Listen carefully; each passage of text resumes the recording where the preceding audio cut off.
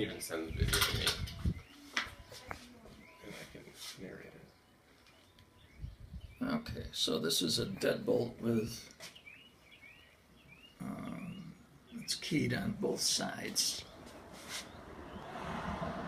right? And it has these two things here that we can't figure out, or couldn't figure out how to. We couldn't figure out how to get this deadbolt off.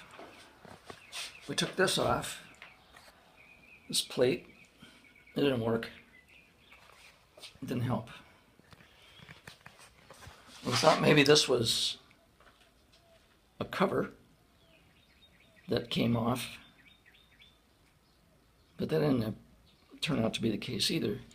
So how we figured this out finally was as so. You put the key in, you turn the key,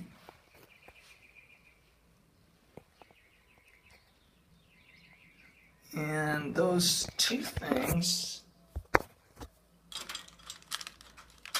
disappear. They slide out of the way, exposing the screws underneath. Amazing.